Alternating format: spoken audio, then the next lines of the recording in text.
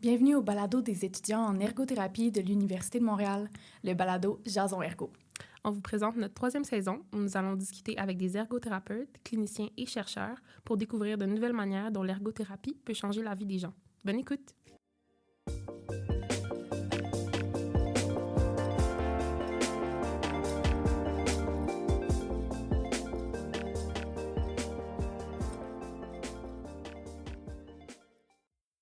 Bonjour, bienvenue à ce nouvel épisode du podcast Jason Ergo.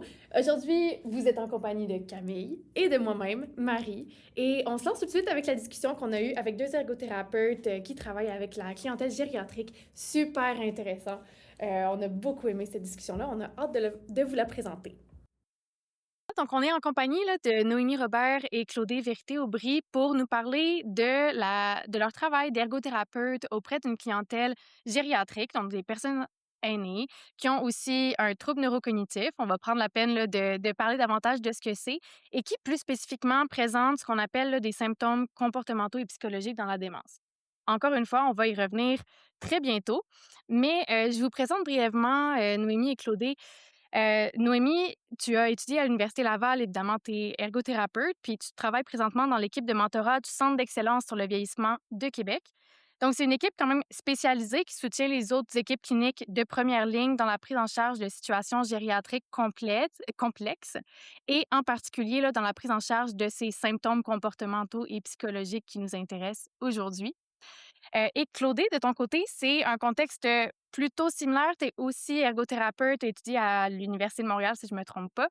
Et tu travailles dans une équipe spécialisée dans les symptômes comportementaux et psychologiques dans la démence, donc les SCPD, à l'Institut universitaire de gériatrie de Montréal. Donc, encore une fois, quand même, un contexte vraiment spécialisé sur ce sujet-là. Je vais vous laisser toutes les deux, peut-être en commençant par Noémie, vous présenter un petit peu plus, nous parler un petit peu de ce que vous faites au quotidien, puis si vous le souhaitez, de votre expérience d'ergothérapeute aussi avant de joindre ces équipes cliniques-là, ces équipes spécialisées. Bon, alors, j'ai, débuté ma pratique, moi, en hébergement il y a plus de 20 ans et puis je l'ai fait toute la majeure partie vraiment dans les CHSLD. Fait que la clientèle qui a, des troubles neurocognitifs majeurs, ben c'est une clientèle avec laquelle j'ai toujours eu une affinité vraiment particulière et comme on va parler aujourd'hui des symptômes, comportementaux et psychologiques de la démence, c'était un pan de mon travail que j'appréciais tout particulièrement. Puis au bout d'une vingtaine d'années, il s'est ajouté au fil des ans de l'enseignement universitaire, participation à des projets de recherche, tout ça. Puis éventuellement, j'ai eu l'opportunité de postuler sur un nouveau poste qui s'ouvrait à Québec d'ergothérapeute dans une équipe qu'on dira SCPD, mais qui a un volet plus large, qui est une équipe de mentorat. Et à ce moment-là, donc, de faire en sorte que la pratique auprès des gens qui ont des symptômes comportementaux et psychologiques, devienne vraiment la majeure partie de mon travail, là, que ce soit ça que je fasse à temps plein ou presque, tu sais, depuis 6 ans. Et de ton côté, Claudie? Alors moi, j'ai un parcours un petit peu atypique. J'ai comme eu une vie avant de devenir ergothérapeute. Je le suis devenue un petit peu, sur le tard et au début de ma pratique, il y a 10 ans, j'ai aussi commencé en CHSLD. Durant mes études, j'avais comme un attrait pour la santé mentale. C'était un peu ce que je visais, comme pratique. La vie m'a amenée en CHSLD et j'ai adoré ça. En fait, j'ai vraiment, tout adoré du CHSLD. Mais après la pandémie, je sentais que j'avais comme besoin de renouveau et il m'est arrivé, l'opportunité d'embarquer dans l'équipe SCPD, du CIUS Centre-Sud. Et donc ça fait maintenant 5 ans que je suis là et ce qui m'a vraiment attirée là-dedans, c'est que c'est un peu la clientèle, je dirais, vulnérable, un peu, les tannants qu'on va dire là, ceux qu'on aime un petit peu moins dans les milieux traditionnels parce qu'ils posent problème. Alors, ça, c'est vraiment une clientèle qui m'attirait et en fait, on se rend compte aussi en CHSLD qu'on en fait énormément sans toutefois vraiment en tout cas à l'époque, moi, je réalisais pas que je faisais vraiment de la pratique SCPD à ce moment-là et quand je suis arrivée dans l'équipe SCPD, j'ai vraiment fait, «Ah OK, ben non, mais j'en faisais déjà», fait que j'étais à l'aise avec ça puis là, mais évidemment, je me suis plus spécialisée là-dedans. Je pense qu'on peut plonger un peu, dans le sujet aussi, prendre le temps de définir un peu c'est quoi des SCPD, c'est quoi le type de clientèle qui peut ressortir le plus souvent? Des SCPD, en fait, c'est comme le nom le dit, c'est des symptômes, qui vont apparaître chez une clientèle qui a déjà des troubles neurocognitifs. Ça fait que si jamais, par exemple, vous avez quelqu'un qui souffre d'un TCC ou qui fait partie d'une autre direction, la santé mentale ou la DITSA, ben, on ne parlera pas de SCPD dans leur cas pour décrire les difficultés de comportement qu'on rencontre. On va parler des fois de troubles de comportement, troubles graves de comportement, mais il y a un jargon différent selon les clientèles. Mais en TNCM, donc en troubles neurocognitifs, c'est vraiment des symptômes de la maladie qui s'expriment par des comportements. Puis ce qu'il y a derrière ces comportements-là, c'est des besoins compromis. Fait que c'est comme ça qu'on va, vraiment, décrire ce que c'est un SCPD. Puis, un SCPD, c'est pas la maladie elle-même. C'est-à-dire que si on a une personne, par exemple, qui a de l'Alzheimer ou qui a une démence vasculaire ou qui a frontotemporale ou du corps de Lewy, parce que c'est les 4 principales qu'on rencontre, elle va présenter des caractéristiques de sa maladie. Mettons, quelqu'un qui a de l'Alzheimer, il va avoir des pertes de mémoire, il va être désorienté, puis souvent, il va avoir les 3 A, hein, de l'aphasie, de l'agnosie puis de l'apraxie. Tous les gens qui ont de l'Alzheimer vont avoir cette présentation clinique-là. Fait que d'être désorienté puis de errer, chercher des pièces, chercher des lieux, c'est pas un SCPD nécessairement. C'est une manifestation de cette maladie-là. On va venir supporter ça en ergothérapie. Mais on va parler de symptômes quand on est vraiment quelque chose qui est extérieur aux caractéristiques normales de cette maladie-là. Puis on va parler plus de comportements, disons, d'agitation motrice ou verbale avec ou sans agressivité. Fait que vous allez avoir les gens qui crient, vous allez avoir les gens qui sont agressifs, vous allez avoir les gens très, très, très, très, très anxieux, vous allez avoir les comportements sexuels inappropriés. Puis ça entre dans la catégorie des SCPD. Mais comme Claudie le disait tantôt, il faut être capable, avec notre œil d'ergo, d'aller chercher la cause du comportement parce que, dans le fond, ce comportement-là, c'est un symptôme, c'est une manifestation comportementale d'un besoin qui est compromis. Fait qu'on n'a pas de pouvoir sur la maladie, puis son évolution, mais on a du pouvoir sur les SCPD, puis sur les facteurs qui les mettent en scène, puis qui ont des effets précipitants. Je te laisserai compléter, Claudie. Ben, je rajouterais que dans les SCPD, je le décris souvent en distinguant bien le C du P.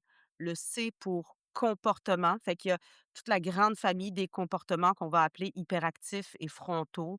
Donc, comme le disait Noémie, désinhibition, agressivité, cris, comportements répétitifs, et cetera. Puis toute la catégorie du P qui, là, sont les symptômes psychologiques. Puis souvent, on va un peu, oublier les symptômes psychologiques qui vont passer en dessous. On va avoir des comportements les comportements sont très apparents souvent. On va être interpellé pour les comportements, mais en dessous, il y a souvent des symptômes psychologiques. Puis on parle, par exemple, de symptômes dépressifs, symptômes anxieux, apathie, hallucinations, délires. Fait que vraiment tous ces, aspects-là peuvent apparaître dans le cours de la maladie et quand on parle de TNC, de la population générale pense souvent à Alzheimer, donc à désorientation, perte de mémoire, confusion. C'est la représentation qu'on se fait de quelqu'un qui a un trouble neurocognitif majeur. Mais de un, il y a plusieurs types de troubles neurocognitifs majeurs qui ont chacun un peu leur spécificité. Mais aussi les SCPD vont survenir dans quand même, on parle d'à peu près 80 des cas de personnes qui ont un trouble neurocognitif majeur, donc c'est vraiment très fréquent dans ces maladies-là.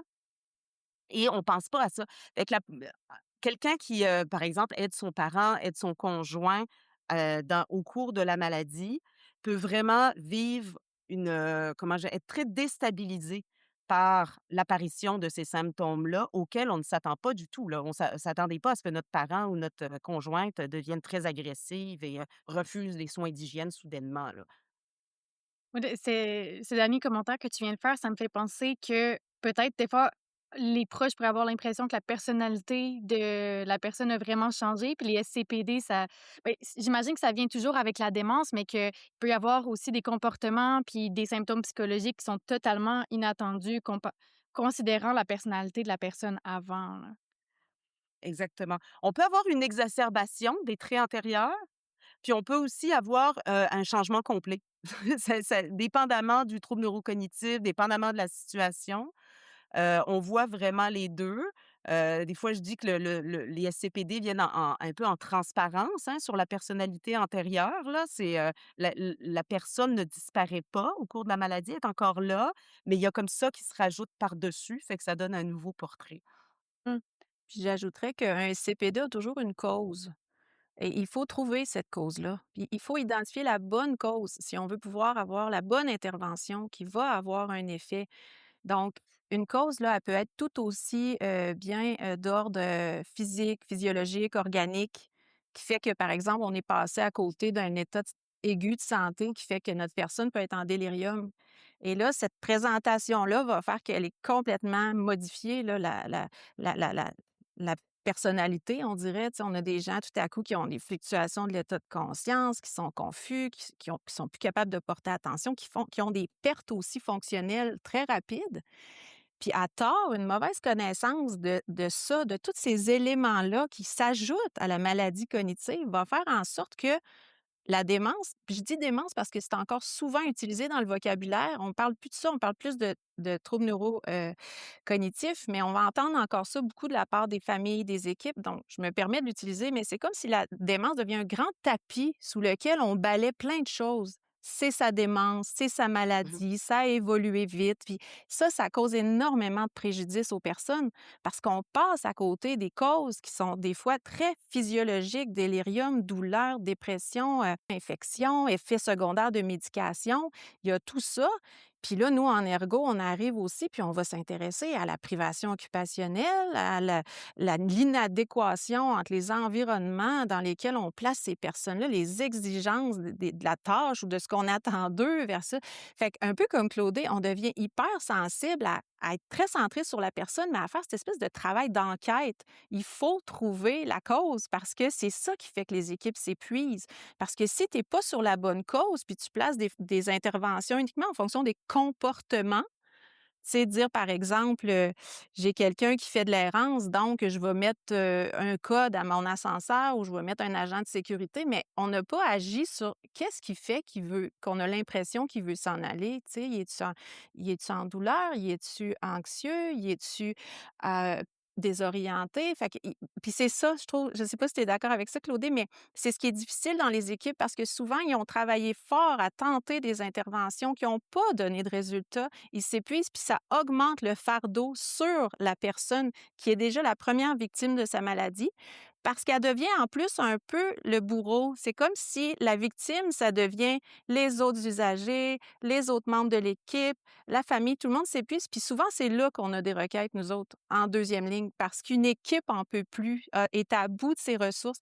Puis nous, quand on arrive, on remet notre loupe sur la personne, comprendre sa situation, comprendre sa maladie. Puis notre travail, c'est beaucoup d'expliquer, de démontrer, de départager des choses.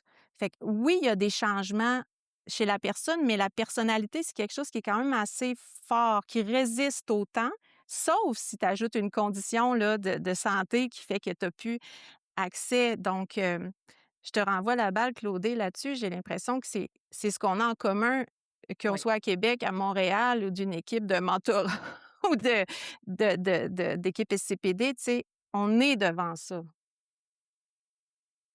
Je diverge un petit peu par rapport à ton dernier point, mais la plupart des équipes SCPD au Québec, parce qu'il y en a dans chaque CCCIUS, ont un mandat de grosso modo deuxième ligne. Certaines sont un petit peu plus près de la première ligne, on parlera de première ligne et demie, là, mettons, là. Mais de façon générale, c'est de la deuxième ligne. Fait Donc, on a toujours un rôle, ou presque toujours un rôle de mentorat auprès des équipes de première ligne. Heu, mais pour revenir, oui, c'est ça, aux besoins de la personne, puis là, je sais pas si je m'éparpille, je respecte pas le cadre de la correct. discussion là, ben, mais mais je reviens à l'importance de notre œil occupationnel parce que souvent ces comportements-là se placent dans un cadre d'occupation de que fait la personne dans le milieu où elle est Et nous, ce qu'on a l'habitude de regarder, c'est ben, la personne, son environnement et surtout ses occupations. Qu'est-ce qu'elle fait? Comment elle fait? Est-ce qu'il y a une bonne adéquation entre ce que l'environnement, ses capacités et tout ça lui offre pour fonctionner adéquatement? Et je pense que souvent, ça vient mettre en lumière des aspects, inhérents au SCPD, là, vraiment. Pour, renchérir, c'est que parmi les besoins compromis, un qu'on va voir énormément, c'est l'ennui, besoin de Mmh. contacts sociaux. Ouais. Donc moi, ce que j'aime à dire aux équipes quand on arrive dans les milieux, vous savez, l'occupation humaine, c'est un besoin fondamental. C'est ça qu'on apporte, nous autres, avec notre perspective ergo. Si on n'occupe pas les personnes, si on ne leur permet pas d'être occupées, elles vont s'occuper. Et là, souvent, c'est pas ce sur quoi on aimerait qu'ils s'occupent. Arracher les fils de la télévision, enlever la couronne de Noël de la chambre de la madame que sa fille venait juste d'y apporter, déménager des meubles. Enfin, alors, c'est un peu de notre responsabilité, puis si c'est pas la nôtre en ergo, je me demande c'est celle de qui, mais d'aller faire une saine évaluation des capacités de la personne, puis c'est quoi les occupations dans lesquelles on est encore capable de l'engager, puis avec quelles ressources. Tu sais, nous, on triangule, on analyse l'activité, on analyse les capacités de la personne, puis là, on sait aussi à quel point ce qui est le plus pérenne, c'est de travailler en adéquation avec les habitudes de vie antérieures, avec tout son parcours de vie, parce que dans la maladie cognitive, ce qui est le mieux préservé, c'est toutes les habitudes, les automatismes, tout ce qui a été fait tellement de fois que c'est imprimé là, tu sais, dans le cerveau, ça et la mémoire émotionnelle. Fait que là, on arrive à triangler des capacités avec une activité qui rencontre ses intérêts, sa trame narrative, qui rencontre aussi les rôles sociaux qu'il a Mmh. aimé jouer, puis Ouais. on met ça en adéquation avec des ressources environnementales et humaines pour soutenir. Fait qu'il est là un peu notre travail de deuxième ligne. Premièrement, venir expliquer la situation, comprendre qu'est-ce qui génère les comportements. Deuxièmement, remettre la lumière sur les capacités. Il faut réengager ces gens-là dans des occupations signifiantes, satisfaisantes, tout ça. Puis troisièmement, outiller le milieu pour être capable lui-même de soutenir ça. Puis là, tu vas avoir dans ces moments-là une réduction marquée des SCPD parce que finalement, maintenant, ils s'occupent, ça les valorise, ils rejouent des rôles comme ils ont aimé les jouer. Puis ça valorise les contacts sociaux parce que quand les gens les voient, puis ils font ah, ils développent une autre vision de la personne. Ah, elle n'est pas que sur papier, hein, Claudé, quand les dossiers nous arrivent, tu as l'impression que c'est des Godzilla, là. Tu lis Ouais. ça, puis c'est des Godzilla. Puis là, tout à coup, tu te dis: «Mais non, j'ai quelqu'un qui est désorienté, j'ai quelqu'un qui fait de la persévération, j'ai quelqu'un qui a de la douleur, j'ai quelqu'un qui est surstimulé». Je le place dans un autre environnement, je mets les conditions gagnantes, il fonctionne super bien, les gens le voient, puis ils changent leur vision. Il y a vraiment quelque chose de l'ordre de changer une vision, avoir une vision commune, une vision partagée, puis après, tu peux mettre tes interventions en place. Je dirais aussi que ça prend une fibre agent de changement. Je sais qu'on a changé de modèle et que on est mais moi, je reste avec, la mon pétale agent de changement et j'ai c'est sûr que c'est un aspect important, je pense, de ma personne, dans ce qui je suis. J'aime apporter des changements dans lequel, je vis et ça, c'est vraiment le milieu idéal pour ça. Parce que, mon Dieu, qu'on met les personnes âgées avec des troubles neurocognitifs, avec une démence, dans des milieux qui sont souvent très, très, très inadéquats pour eux. Tout Et à là, fait. ça demande de travailler fort pour changer la perspective des gens, pour amener, une meilleure, justement, adéquation entre ce qu'ils sont et ce qu'on leur offre. Un exemple, cette semaine, j'ai travaillé avec un monsieur qui fait de la résistance aux soins d'hygiène. Donc, moi, la requête que j'ai, c'est monsieur est très agressif aux soins d'hygiène. J'arrive là et ce que je me rends compte, c'est que monsieur est très sensible aux sensations tactiles. Donc, dès que c'est chaud, mouillé, froid, tout ça, il le ressent très, très fort avec une grande lenteur psychomotrice aussi. Donc, il y a beaucoup de difficultés à, comprendre son environnement puis, à la vitesse à laquelle on va. Dans le fond, les gens tentent de faire un soin, il ressent quelque chose, mais le temps qu'il comprenne ce qu'il ressent et qu'il s'adapte à cette sensation-là, ça prend plus de temps que quelqu'un d'autre. Mais le personnel continue à faire le soin, c'est pas adapté à ses capacités à lui. Donc là, il se met à se défendre et le personnel le perçoit comme une menace. Moi, j'arrive avec mon intervention très, très simple après avoir fait quand même plusieurs fois les soins d'hygiène avec lui et avoir vu que ça marche en y allant simplement très lentement. C'est pas compliqué comme intervention. Je suis juste allée lentement. Donné le temps à son système d'intégrer l'information qu'il y a une débarbouillette mouillée qui le touche et puis qu'on y va lentement, on remonte. Mais ça, comme intervention dans le système, là, quand je nomme ça aux intervenants, je me fais dire: «Mais non, mais c'est pas possible, on n'a pas ce temps-là». Et là, tu te dis: «Mais mon Dieu, c'est quelqu'un à qui on donne des antipsychotiques assez forts pour gérer les Exactement. soins d'hygiène, quand ce dont il a besoin, c'est simplement de temps». Alors là, le pétale agent de changement, là, il ressort fort, puis ça donne envie de brasser la cage au système en disant: «Non, c'est une intervention simple, il faut qu'on se la permette pour la sécurité du personnel, mais pour la participation de monsieur, pour son bien-être, pour qu'il reçoive des soins, dignes, et adéquats, là». Ouais, Je fait suis que tellement d'accord avec ce que Claudie, tu apportes parce que Heu, on dirait des fois qu'à comportement, disons, impressionnant ou extraordinaire, on se dit: «Ben, ça prend des moyens extraordinaires pour réagir». Donc ce qu'on va voir, Claudie l'a nommé, augmentation des antipsychotiques, augmentation du nombre de personnel pour donner le soin. Tranquillement, on glisse vers les mesures de contrôle par maintien physique. Tranquillement, on commence à se dire: «On pourrait-tu lui mettre une ceinture sur la chaise de douche parce qu'il essaie de se relever?» Voyez-vous? Puis ça monte, ça monte, ça monte. Il y a un niveau de dangerosité qui augmente. On fait venir les gens de la gestion des risques, on fait venir les j'aurais envie de dire les oméga de ce monde, mais c'est pas il y a des formations mieux adaptées. Alors là, on a escaladé. Puis Claudie, je suis 100 d'accord avec toi. Quand nous, on arrive, c'est très souvent des choses simples.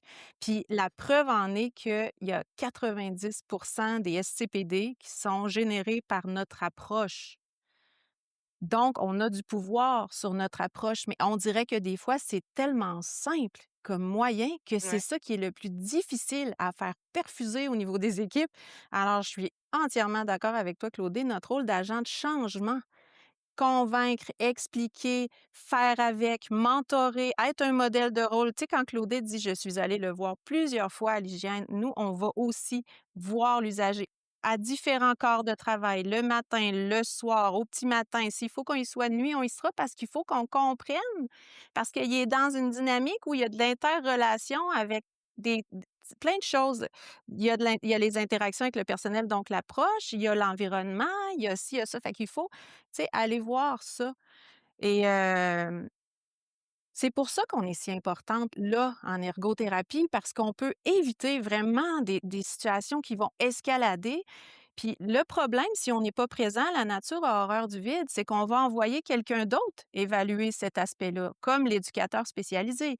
Je ne sais pas dans les autres CISIUS, mais à SAPA Hébergement Capitale Nationale, ils ont été engagés massivement à partir de 2019.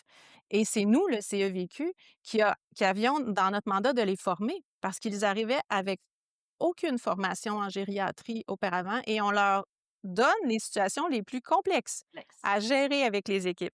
Donc moi, j'ai vu des gens, puis c'est correct, c'est avec le bon vouloir d'aider les équipes, mais aller au bain, par exemple, puis d'évaluer qu'il y a un risque, puis de recommander qu'il soit fait à 2 intervenants ou recommander tranquillement qu'on glisse vers des mesures de maintien. Puis c'est même dangereux pour eux parce qu'ils sont à l'extérieur d'un champ. Ce sont des activités réservées, fait qu'il faut un peu protéger d'eux-mêmes. Moi, je préfère qu'une ergothérapeute soit allée faire ces évaluations-là, puis coach travaille avec l'éducateur. Quand Mmh. vient le temps après d'aller enseigner la bonne stratégie, la bonne méthode à l'équipe de soins, ben là, notre éducateur est à valeur ajoutée. Fait qu'il y a vraiment quelque chose qui touche le cœur même de nos activités réservées. Évaluer une personne atteinte d'un trouble neurocognitif, ça fait partie évaluer les aspects fonctionnels fait Et c'est ça. partie d'une activité réservée en ergothérapie. Donc, il faut que les ergothérapeutes soient présentes à ce moment-là. justement, donc vous travaillez dans des équipes spécialisées en gériatrie ou en SCPD. C'est qui les autres intervenants? Là, on a parlé aussi des éducateurs spécialisés, mais c'est qui donc les autres intervenants? Je pense qu'il peut y avoir des neuropsychologues dans plusieurs équipes aussi. Puis qu'est-ce qui fait la plus-value de l'ergothérapie? Vous en avez déjà parlé, mais peut-être qu'on peut préciser ça. Ben, pour ce qui est des autres intervenants, nous, à l'équipe du Centre-Sud, on travaille avec psychologues, psychoéducateurs, infirmières, ergo et on a un musicothérapeute aussi. Je sais que pour être en contact avec quand même plusieurs équipes, au Québec, je sais qu'il y a des neuropsys dans plusieurs équipes. Il y a même un kinésiologue, il y a parfois des travailleuses sociales. Infirmière est un titre d'emploi qui revient quand même souvent. Des ergothérapeutes, il y en a plusieurs, mais certainement pas dans toutes les équipes, en tout cas. Est-ce que tu penses à d'autres, intervenants, Noémie? Nous, à Québec, au Centre d'excellence sur le vieillissement, là, à l'équipe de mentorat, on est 5.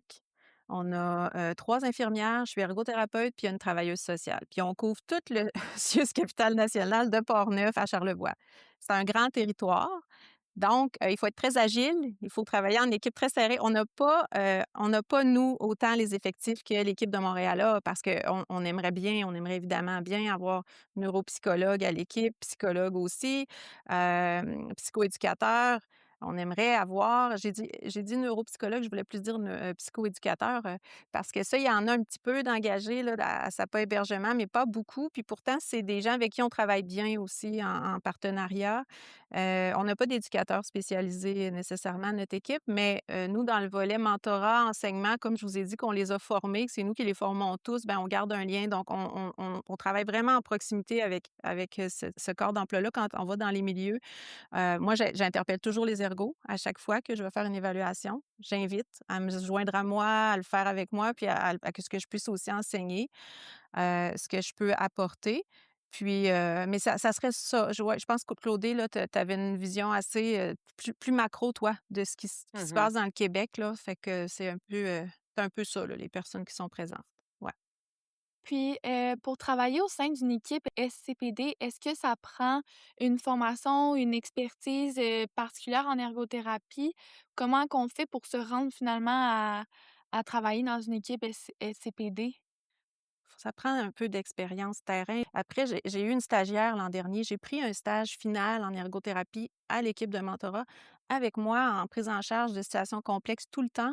Puis l'étudiante elle-même disait c'est difficile parce qu'il y a toutes les bases, tu sais, en CHSLD, il va y avoir tout ce qui est le positionnement, les plaies, la dysphagie, les mesures de contrôle, les gestions des risques, les chutes, ça qu'elle avait l'impression de ne pas avoir assez touché.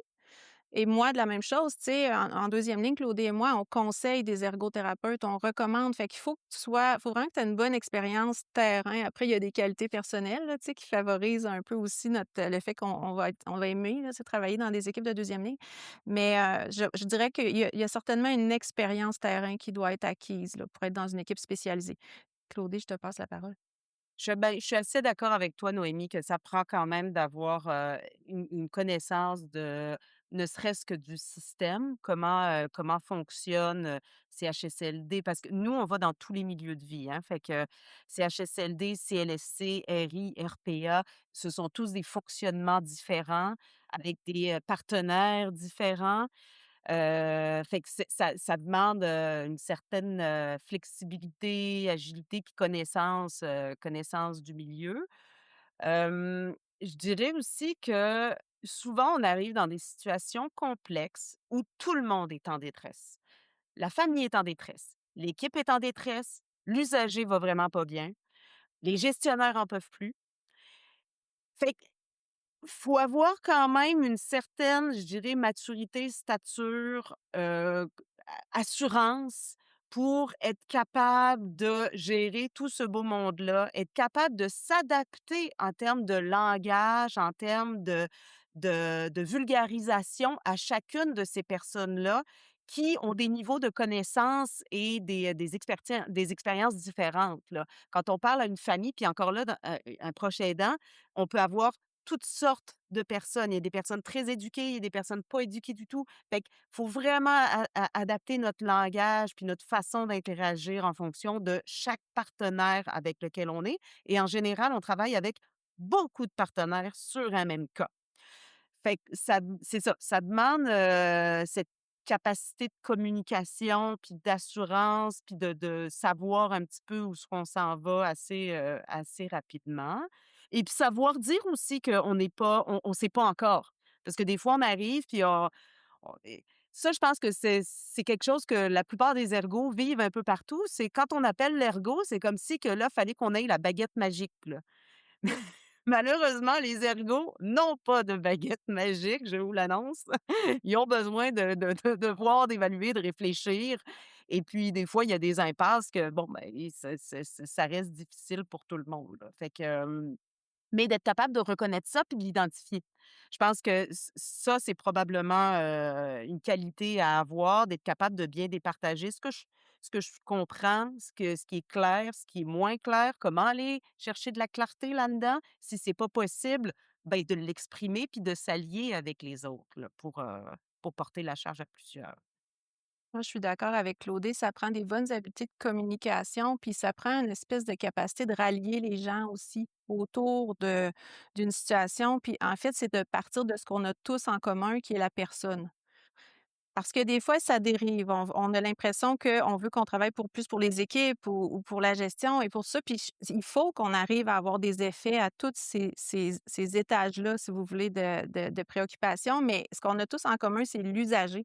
Fait que si on reste bien centré sur l'usager, puis que dans nos communications, on ramène bien les choses à l'usager, puis comme tu le disais, Claudie, on sait reconnaître nos limites, puis qu'on peut aller chercher du soutien en gériatrie, du soutien en gérontopsychiatrie, du soutien des fois avec des partenaires de d'autres directions, parce que des fois, ça devient très, très complexe parce qu'il y a de la comorbidité. Vous pouvez avoir eu un TCC dans votre vie, mais tout le monde vieillit, puis un jour s'ajoute un trouble neurocognitif qui, soit dit en passant, c'est important de le dire, mais c'est de la mort neuronale.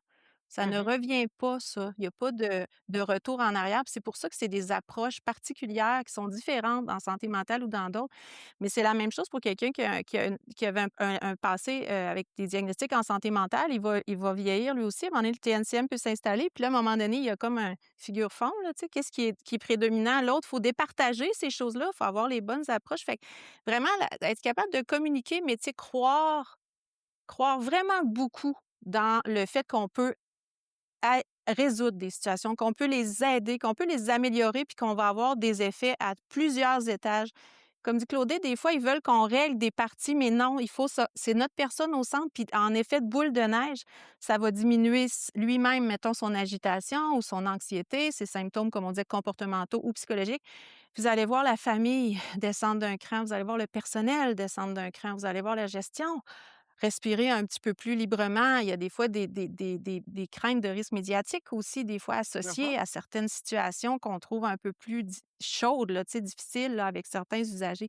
Fait que voilà, tu sais, je pense que comme Claudie, on t'a parlé d'agent de changement tantôt. Moi, je suis andragogue aussi de formation, j'ai oublié de le dire, mais j'étais allée me faire un deuxième cycle en andragogie, puis c'est ça, c'est pour l'éducation des adultes, comment on amène le changement, comment Fait que je pense que ça prend ça pour arriver très sûr de soi quand on Mmh. est une deuxième ligne. Puis avez-vous justement encore d'autres exemples concrets de un peu du processus que l'ergothérapeute peut faire avec un patient? Peut-être nous parler de la demande, elle peut être par rapport à quoi? Quel processus d'enquête, comme vous dites, vous avez pu faire pour essayer de comprendre la situation, puis des interventions concrètes avec peut-être que ça menait à un résultat, on l'espère, là, peut-être pas toujours, mais donc nous présenter un peu ce portrait-là pour qu'on voit aussi le processus complet de l'ergothérapeute dans ce contexte. Dernièrement, je suis intervenue avec une dame, heu, pour laquelle j'ai eu une requête, par rapport à de l'errance, intrusive, en dehors en fait, elle habite dans un appartement là, c'est pas une RPA, c'est vraiment c'est un appartement. C'est un peu comme style HLM là. Et elle va dans d'autres immeubles et des fois elle ou dans son immeuble et puis elle rentre, chez les autres. Fait que là, on m'interpelle là-dedans, qu'est-ce qu'on fait avec cette dame-là? Et finalement, pour me rendre compte que elle est juste c'est pas vraiment du SCPD, elle est juste confuse et c'est vraiment de l'orientation, là. Elle arrive dans l'immeuble et de la manière dont sont positionnés les boutons de l'ascenseur, quand les portes de l'ascenseur ouvrent, les points de repère qu'il peut y avoir ou pas, en fait, dans ce cas-là, c'est surtout pas. Ça fait qu'elle sait pas où elle est, elle cherche et puis finalement, elle rentre quelque part parce qu'elle sait juste pas où elle est et fait qu'en lui mettant des points de repère, vraiment à différents endroits de la bâtisse. J'ai opté pour quelque chose, c'est une dame qui venait, des Antilles. Fait que là, je réfléchissais à j'avais pas, l'info sur, qu'est-ce qui pourrait être signifiant pour elle, mais j'ai opté pour une fleur de vanille. Fait que j'ai imprimé des fleurs de vanille plastifiées en différents formats que j'ai collées près des bons boutons d'ascenseur, donc à différents endroits, aussi à son étage et puis soudainement, elle est tout à fait capable de s'orienter et là, de retrouver son appartement. Fait que, genre d'intervention que dans un autre contexte, on pourrait même vouloir relocaliser la personne, là. On pourrait vouloir la Exactement. faire déménager puis aller dans un milieu plus supervisé, alors qu'elle est pas rendue là et qu'elle peut encore, rester à domicile. Sinon, je sais pas, Noémie, si ça t'a Oui, donné j'aurais aussi des histoires à raconter, par rapport à la prise en charge. Ben, de l'exemple que tu viens de donner, Claudie, c'est qu'on voit que ça, c'était pas nécessairement une intervention de deuxième ligne. Il y a beaucoup non, de choses qui peuvent être faites oui, en première ligne. C'est de l'ergothérapie, c'est tout. oui, absolument. Puis quand on arrive en deuxième ligne, je pense que dans le rôle d'enquête, là, il y a un souci vraiment d'aller trouver le détail que les autres n'ont pas trouvé avant nous. Fait qu'il y a toute une lecture de la documentation et que le milieu nous envoie, mais de retourner aussi. Est-ce qu'elle a déjà été hospitalisée dans le passé? Parce que par la technologie, on peut aller là, voir des dossiers, même antérieurs médicaux, pour essayer de comprendre l'apparition de cette affaire-là dans le temps, tu sais, comprendre des causes. Beaucoup de mes collègues infirmières vont investiguer beaucoup le avant, l'état de santé, la condition de santé, tout ça. Quand on a ce portrait-là en tête, qu'on a déjà même réussi en lisant les notes des infirmières, les notes de l'équipe, on a déjà un peu des hypothèses, hein, tu sais, madame est accaparante, madame est souvent au poste de garde, suit sans arrêt l'intervenant. Bon, ben, on se dit là, probablement qu'il y a de l'anxiété, là, puis un besoin de rassurance. On est capable déjà de commencer à identifier des besoins. Ensuite vient l'étape d'aller vraiment évaluer dans le milieu et quand on y va, moi, j'y vais toujours à peu près 3 fois. 3 moments différents. Le premier, je veux vraiment aller voir la personne. Je veux la voir fonctionner dans son environnement naturel. Je veux voir c'est quoi les interactions. Je veux voir comment les gens s'adressent à elle, donc toute l'approche. Est-ce que c'est surstimulant, sous-stimulant? Est-ce que, tu sais, ça, je vais aller voir ça. Un deuxième temps, je vais pousser mon éval. Là, je veux une évaluation fonctionnelle. Si c'était, par exemple, l'opposition aux soins d'hygiène, ben, je veux aller la voir aux soins. Je veux voir comment, comme toi, Claudie, quand tu racontais tantôt, tu sais, que tu es intervenue.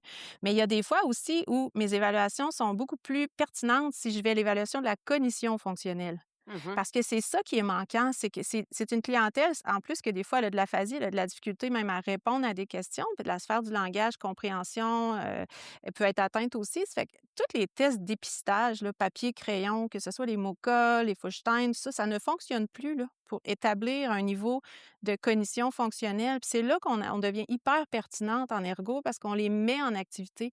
Fait que moi, ça va m'arriver encore, même à ce jour, d'arriver avec un bol, puis de la préparation à muffin, un œuf, de l'eau, tu sais, puis ben, on se met en activité, là, on se met dans la tâche, puis on voit énormément de choses au plan exécutif, au plan, de et là, ben, ça me permet d'établir un niveau de cognition fonctionnelle selon Allen qu'on apprend là à l'université.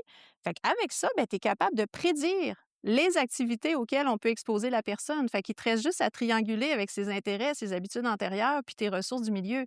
Fait que pas plus tard que mardi passé, j'ai un usager dont je vous fais une petite présentation, un monsieur agressif qui a eu un geste vraiment malheureux envers une résidente. Il l'a poussée dans le mur, il l'a blessée grièvement. Fait qu'il est stigmatisé, ce monsieur-là, dans le milieu comme étant un potentiel agressif très élevé. Mais nous, à l'histoire, quand on a fouillé le dossier, on voit qu'il est en délirium au moment où c'est arrivé. Fait qu'il y a une situation aiguë. Il ne sera pas pour le reste de sa vie agressif. Ça, faut déboulonner ça auprès de l'équipe. Il faut expliquer que c'est des situations transitoires aiguës. Puis en plus, j'ai un monsieur, dans le fond, qui est très désorienté. Du moment que j'arrive, il me dit: «C'est où chez nous?» Je dis: «Suivez-moi». Je l'accompagne à sa chambre. Il rentre dans sa chambre. Il aurait pu me dire: «C'est pas chez moi ici». Mais il me dit: «Ah, c'est ici». Je dis: «OK». Il est désorienté au lieu, mais en plus, là, il reconnaît sa chambre. Fait que ça, c'est un bon point pour nous autres. Puis ensuite, il est persévérant.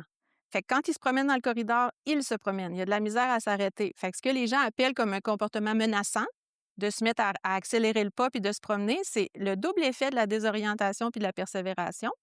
Et moi, j'ai un monsieur qui a été sur les chantiers toute sa vie, qui faisait de l'asphalte, qui faisait de la neige l'hiver, qui était déneigeur, qui a travaillé très fort physiquement, qui est bourré d'arthrite, qui est bourré d'arthrose, qui a toutes les I, cervicalgie, lombalgie, dorsalgie, il les a toutes. Puis, ce monsieur-là reste assis dans un fauteuil le jour, longtemps, il s'endort. Et moi, ma première vision, c'est, mon Dieu, dormir 2 heures, la tête penchée par en avant comme ça. Imaginez les I dont je vous ai parlé tantôt. C'est sûr qu'il y a de la douleur. Fait que ma première intervention, c'était un beau petit posit très, très simple de première ligne, comme on fait dès qu'on sort de l'université. Puis ma deuxième intervention, c'est de venir le mettre en activité. Et quand je suis arrivée dans le milieu, j'ai dit, ça me prend un autre projet que plier des débarbouillettes. Je ne suis plus capable de voir des résidents plier des débarbouillettes. Il n'y a rien de signifiant, il n'y a rien de thérapeutique là-dedans. C'est de la fausse occupation. C'est surtout pas celle que nous, on va recommander en ergothérapie. Moi, j'ai un monsieur qui a travaillé sur des chantiers, c'est un manuel. Je vais voir le gars de la maintenance. Je dis, est-ce qu'on aurait un projet, un vrai projet? Moi, je ne veux pas inventer des affaires. Et c'est un monsieur, j'ai lu à l'histoire, qui faisait le gazon chez 4 voisins différents. Il était serviable. Il aimait aider. Est-ce qu'on aurait un projet qu'on pourrait aider? J'ai dit, on est dans la période des fêtes actuellement. J'ai dit, mon Dieu, j'aurais juste du bois, petite planche en haut, moyenne planche, grande planche, ça nous fait un sapin. Est-ce qu'on pourrait se créer un sapin, puis moi, je vais le faire peinturer, mon monsieur, tu sais? Il me dit, j'ai mieux que ça. Il dit, il faut que je fasse un rack de support à matelas pour le local Ergo Physio. J'ai 32 par 4 de 30 pouces à faire peinturer. J'ai mon projet. Ben moi, mardi soir, j'étais avec l'usager. Je l'ai mis en activité dans une pièce à part, une table. On a de la musique de Noël qui résonne pour nous créer l'ambiance. Et pendant 1 heure et demie, il a peinturé, j'ai manqué de bois. Il fait le dessus, il fait le devant. Je dois venir aux 15 minutes tourner la pièce pour qu'il refasse le dessus et le devant. Que je vous dis, hein, il est persévérant, mais il n'a pas l'idée d'aller voir, il n'y a pas de stratégie. Mais si, au bout de 15, et c'est 15 minutes comptées, c'est une vraie éval. Je suis assise et je minute. C'est un support aux 15 minutes. C'est ça que je vais rapporter à l'équipe. Donc, aux 15 minutes, je viens tourner sa pièce de bois. Il continue. J'en ai fait 1 heure et demie. J'aurais pu en faire 3 heures. Et ça, j'amène l'infirmière voir. J'amène la préposée voir. J'amène l'ASI voir. J'amène la fille en travaux légers voir. Parce que là, il va falloir que je trouve des ressources qui vont faire ça. Moi, je vais être partie. Parce que pendant l'heure et demie où on est en activité, ce monsieur-là a un degré d'engagement fort. Il n'est pas déconcentrable. On peut parler à côté de lui. Bon, il faut dire qu'il est un peu sourd et qu'il a beaucoup d'acouphènes. Ça nous aide. Mais il est extraordinairement centré sur la tâche. Zéro risque d'agression pendant 1 heure et demie. Zéro. Tu n'as pas une intervention, tu n'as pas une pilule qui va te donner ce résultat-là.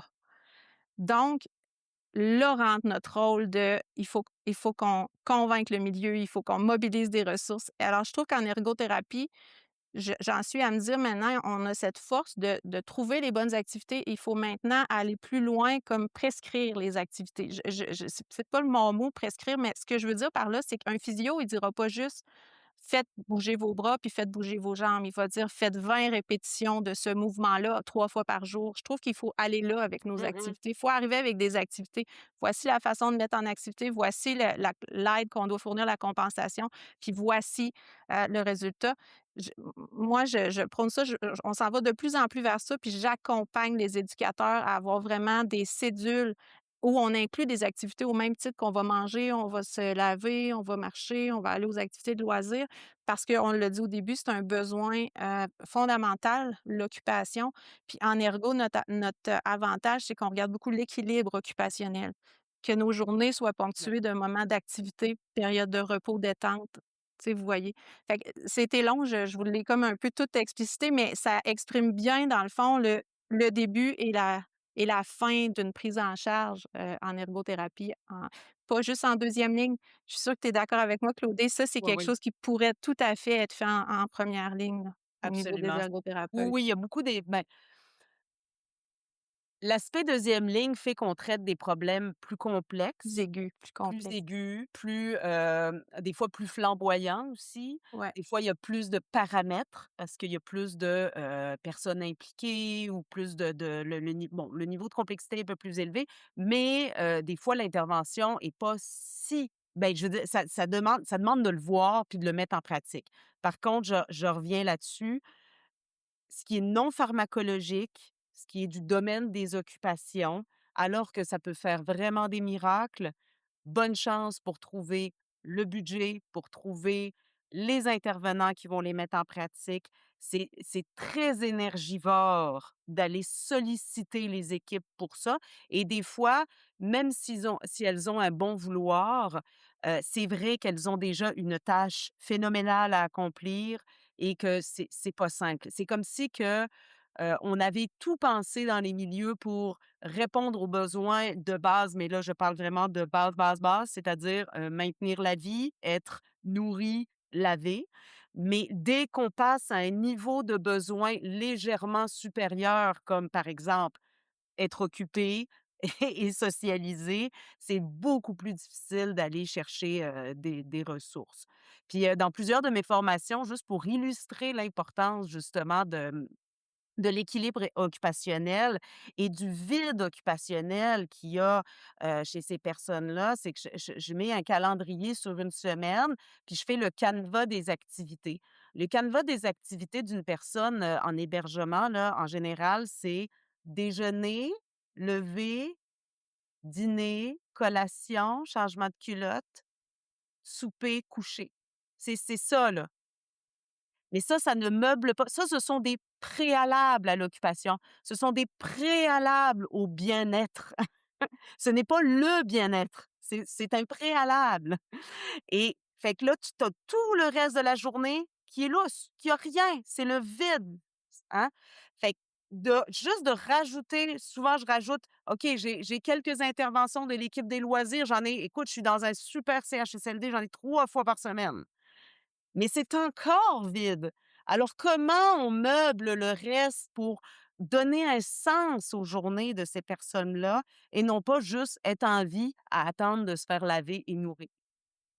On dit des fois que 50 du temps, si on parle d'hébergement, mais c'est aussi vrai dans les RPA, les RI, on y va aussi, c'est 50 du temps, il se passe rien. Donc, c'est ça. Puis, voyez-vous, c'est vrai qu'il y a un travail à faire pour mobiliser les ressources, mais les gens minimisent aussi tout le temps qui est mis, toute l'énergie qui est gaspillée à rester dans des SCPD, puis à pas Oui, trouver les bonnes absolument. solutions, tu sais, qui fonctionnent. Pour l'exemple que je viens de vous donner, c'est quelqu'un qui a une surveillance 1-1 en tout temps.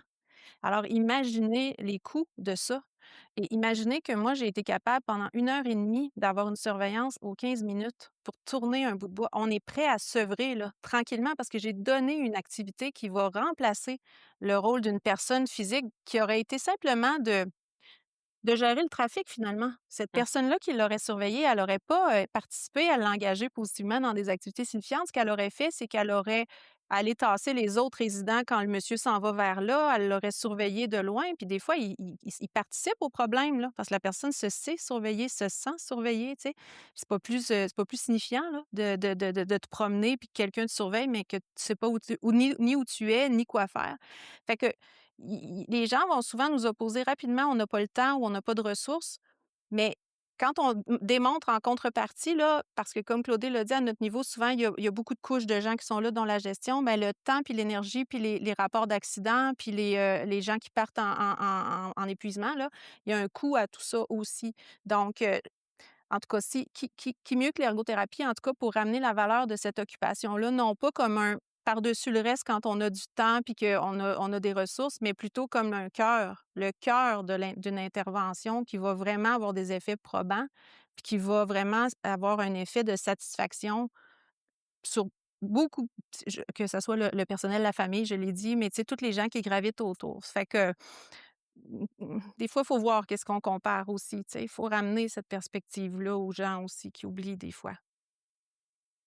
Puis, aussi, je pense qu'on ça leur sortit un petit peu tout au long, mais ça serait quoi les défis principaux qu'on pourrait être confronté en tant qu'ergothérapeute quand on vient? Puis là, tu sais, on parlait, on arrive, mais on n'a pas la baguette magique, là, tu sais, pour tout changer. Fait que, tu sais, ça serait quoi un peu les défis qu'on rencontre, puis comment qu'on peut surmonter ces défis-là dans la pratique SCPD? Moi, je dirais le fait qu'on est des gens de l'extérieur, c'est sûr Mmh. que, c'est ça le principal Ouais. défi, c'est qu'il faut réussir à se travailler, à s'intégrer, à collaborer, à devenir un membre de l'équipe ou un membre de la solution avec l'équipe. Fait que d'avoir des alliances, créer des partenariats, Puis tu sais, de toujours comprendre qu'il y a personne qui se lève le matin pour aller faire du tort, là. Il y a personne qui va travailler pour agresser un usager, par exemple, en le nettoyant alors qu'il crie puis qu'on est 2 à le tenir pendant que le troisième le lave. Tu sais, ces gens-là, ça part vraiment d'une impression qu'ils ont pas le choix, tu sais, que c'est ça, les donner des bons soins parce que pour sa dignité à la personne, tu peux pas la laisser souiller, mais tu renverses ça un peu puis tu dis: «Mais quelle dignité quand il y a un refus aussi manifeste exprimé puis que malgré ça, on va au-delà puis qu'on tient puis qu'on donne des soins de force», tu sais? Donc il faut comme un peu ramener les gens, mais jamais en les jugeant, jamais en les critiquant, mais toujours en essayant de voir, ben, d'où ils partent, tu sais, puis où est-ce que moi je peux aller le rejoindre dans sa réalité, mais pour le faire cheminer avec moi vers là, vers lequel on voudrait aller, parce que sinon, il n'y arrivera pas. Fait encore, comme je disais tantôt, toute l'importance de la vision commune, de développer une vision commune et de la personne et de la problématique, puis une vision commune aussi de comment on participe nous-mêmes des fois aux problèmes en tant que membre du personnel par nos approches ou en tant que milieu par nos organisations spatiales de soins, 2 clients par chambre, des salles de bain partagées. Il y a plein, plein, plein de trucs. Fait que c'est quoi notre part là-dedans un peu, tu sais, pour arrêter de lui remettre l'odieux et de sa maladie et de ses comportements, puis et des effets qu'il fait sur les autres à un moment donné. Tu sais, il y a ça, mais il faut vraiment le faire avec beaucoup de faut croire aux personnes, entre guillemets. Il faut croire aux personnes puis au pouvoir de changer, tu sais. Il faut croire que les préposés, une fois qu'ils sont sensibilisés puis qu'ils ont vu que ça fonctionne, c'est des gens de cœur, ils vont avoir envie de le tenter, de l'essayer, d'y mettre sa musique ou de lui donner sa débarbouillette pour donner ses soins ou d'aller l'essayer de l'installer pour qu'il fasse sa peinture. Tu sais, il faut croire au potentiel, au bon vouloir des gens une fois qu'ils ont compris que ça fonctionne, tu sais, puis ça rencontre leur valeur. Mais on a des résistances aussi beaucoup de gens qui veulent le statu quo, qui veulent pas changer, qui veulent que ça reste comme ça, qui veulent pas que ça leur prenne plus de temps, qui veulent pas que ça leur donne plus d'ouvrages parce que nous, on arrive puis on redemande des évaluations, on redemande des trucs qu'on n'a pas pour comprendre la situation. Alors, dans ces moments-là, ben, il faut se faire un peu accompagner. Tu sais, des fois, il faut être avec des fois, moi, des fois, on y va en duo avec la collègue infirmière ou la collègue TS, selon la majeure. On est plus une situation clinique aiguë, on est plus des enjeux sociaux. On y va à 2, des fois à 3. Des fois, on a notre patronne aussi, notre gestionnaire qui va venir nous aider à défoncer des portes. Là, on a besoin d'un accès en gériatrie, on a besoin d'un accès en gérontopsychiatrie, on a besoin d'un accès à une autre direction, tu sais. Mais c'est sûr qu'il ne faut pas rester tout seul. Faut vraiment réussir à s'intégrer puis donner envie de changer, je dirais, aux gens des milieux. Puis il faut le corollaire de ça, nous, il faut faire attention à ce qu'on appelle l'épuisement par compassion. Parce Mmh. que tout ce qu'on voit, c'est des situations, c'est dur, là. Des fois, on arrive, puis il y a des fois où on se dit: «Il y a une obligation de déclaration il y a une on il maintenant la maltraitance en institution, elle est à déclaration obligatoire en CHSLD». Fait qu'il y a des fois des situations qu'on voit, puis on dit: «J'ai pas le choix de déclarer» parce que malgré toutes nos tentatives d'agir à différents paliers, la personne, elle a pas les soins, on n'arrive pas à puis ça, c'est pas facile non plus à faire parce que tu essaies d'aider, tu veux pas nuire, mais à un moment donné, on a toutes les obligations légales aussi d'exercice, puis on l'a pas nommé Claudé, mais nous, c'est sûr qu'en deuxième ligne, on est très à la fine pointe de ce qui sort dans les données probantes, de les politiques, des procédures, des lignes directrices canadiennes, québécoises par rapport. Tu sais, moi, c'est ce que j'adore dans notre travail. On est toujours en formation, en apprentissage, puis on a le temps de le faire. Je veux dire, on a le temps. On a beaucoup de caseload, mais ouais, c'est ça. Tu hoches de la tête, toi aussi, Claudé. Ben, mettons qu'on a une passion. Fait qu'on le prend. Mais on n'a pas le choix d'être à jour. Mais une fois que tu sais, tu peux pas faire comme si tu savais pas. Tu sais, il y a ça. Fait que quand tu n'arrives pas à te rendre au bout de ton affaire, ben il faut que tu passes au suivant. Il faut que tu passes ça à ta gestion, il faut que tu passes ça à une autre source, à un autre intervenant, parce que tu peux pas. C'est une personne qui est au bout de ça. Tu sais, moi, j'aime à dire, c'est pas des hamburgers qu'on fait, là. On n'est pas un travail à la chaîne, puis à la fin, c'est du monde. Tu sais. Donc, nous, on peut pas comme laisser tomber puis dire, tu sais, ben, regarde, on sauvera pas le réseau. Moi, j'aime ça dire que j'essaie de sauver chaque personne, une à la fois.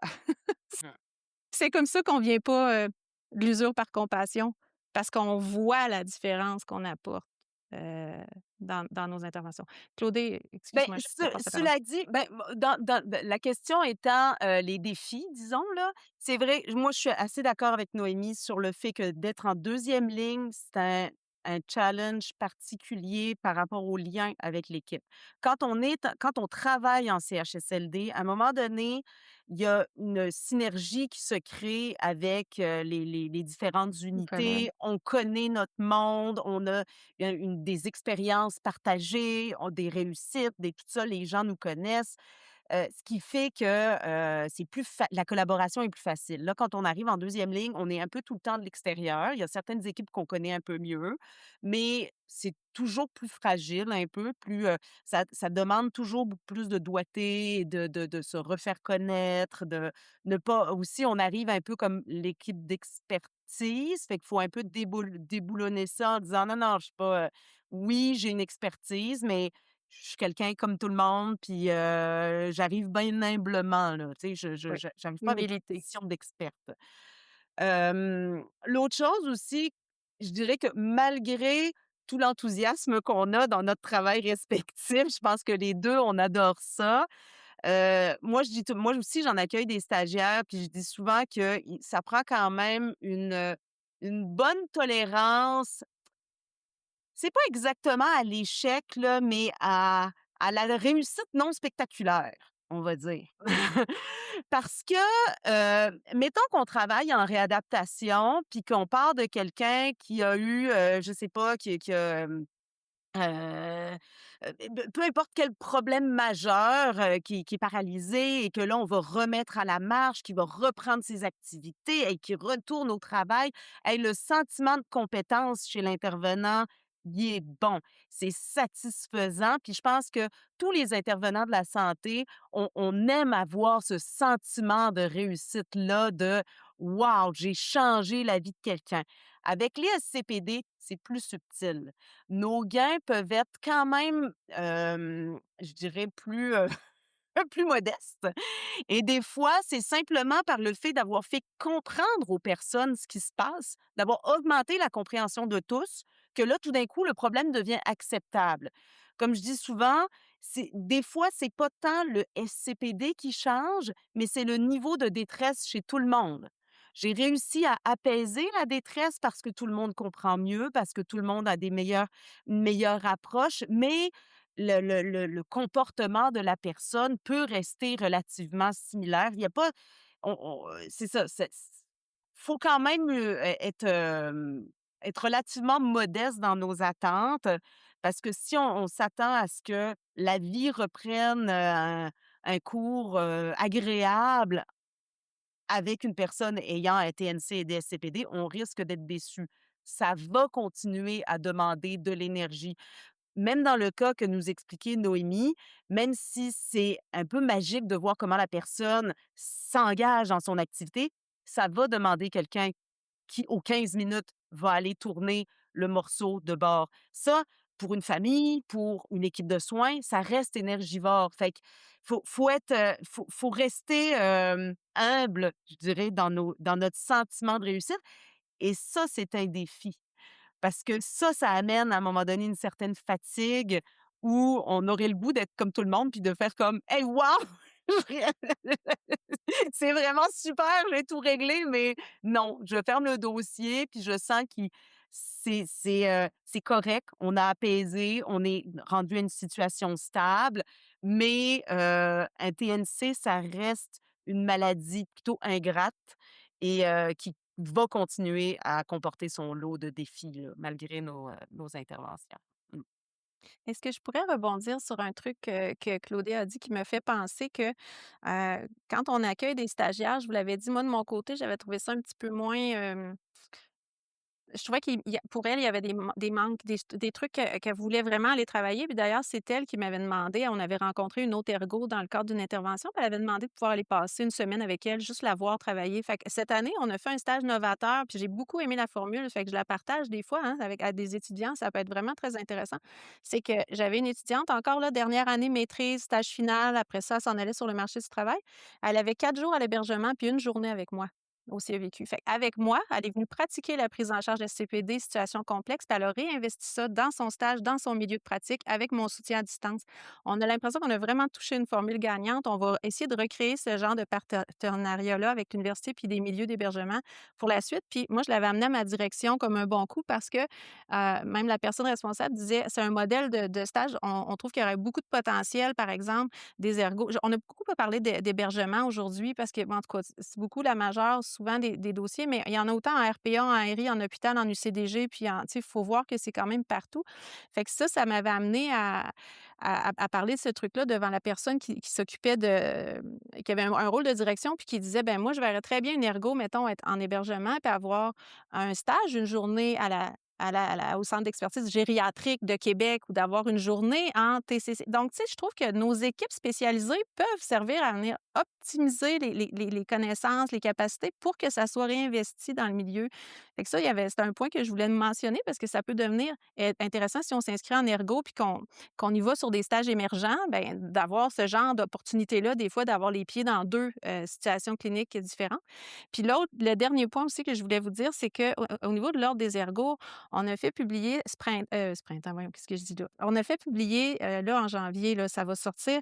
Je pense même que ça a été publié, mais c'est le rôle comme contemporain des ergothérapeutes à l'hébergement. C'est comme rôle et expertise des ergothérapeutes à l'hébergement, co-signé avec l'OEQ, nous, l'université aussi.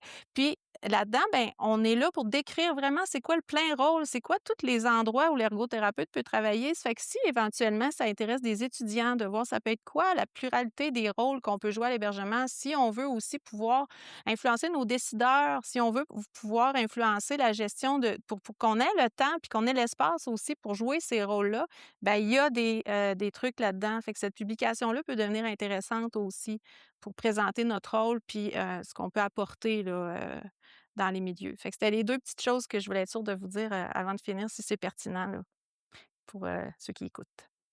Puis, pour conclure, est-ce qu'il y a, un mot de la fin ou quelque chose que vous aimeriez que les personnes qui écoutent ce podcast-là retiennent finalement de notre discussion, pour, le travail en ergothérapie auprès des personnes qui ont des SCPD?